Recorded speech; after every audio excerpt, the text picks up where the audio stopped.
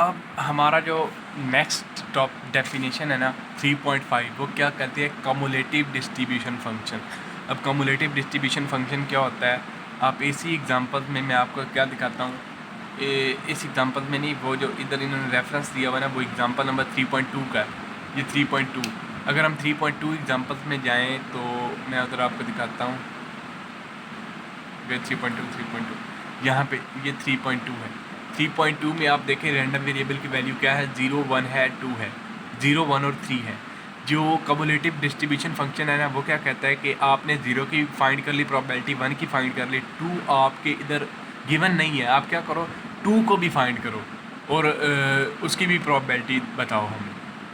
ये cumulative distribution function हमारा कहता है।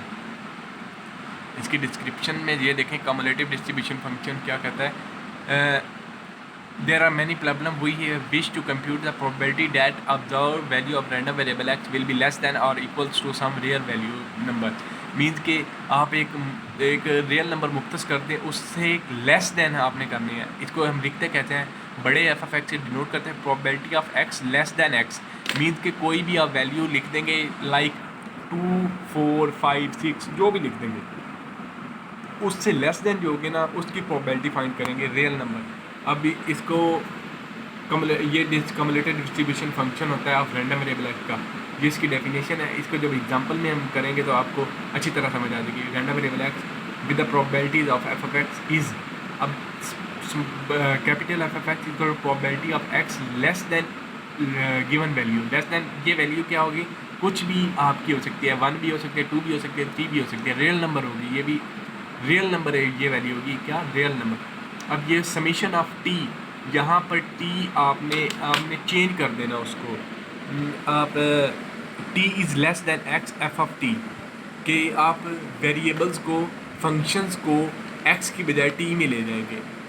और यहाँ पर देखें वो क्या कहता है, रैंडम वेरिएबल एम है, एक अब रैंडम वेरिएबल एम है, the number of correct matches. अब 3.2 की एग्जांपल क्या थी, नंबर ऑफ करेक्ट मैचेस, उसमें क्या था, 0 था, 1 था और 3 था।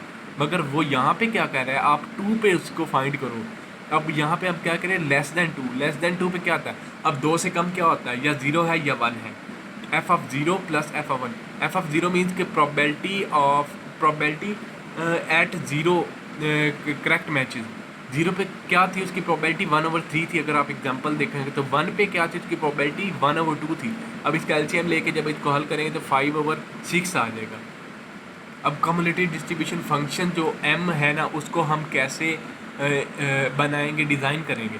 अब ज़ीरो कब आएगा, वैल्यू 0 कब आएगी, जब m की वैल्यू, ये जो स्मॉल m है ना, जो स्मॉल m जब 0 से छोटा होगा ना, तो आपका ये वाली वैल्यू 0 आएगी।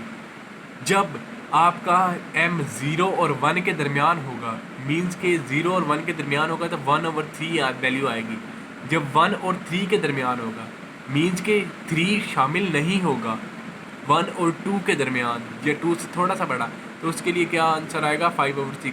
या जब 3 से बढ़ जाता है तो क्या आंसर आता है, 1 आंसर आता है इसका।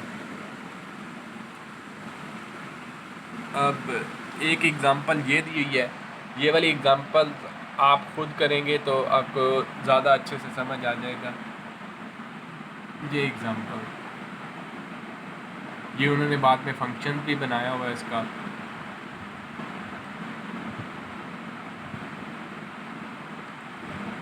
और उसके बाद जो हमारा नेक्स्ट टॉपिक है कॉन्टीन्यूअस प्रोबेबिलिटी डिस्ट्रीब्यूशन, वो नेक्स्ट वीडियो।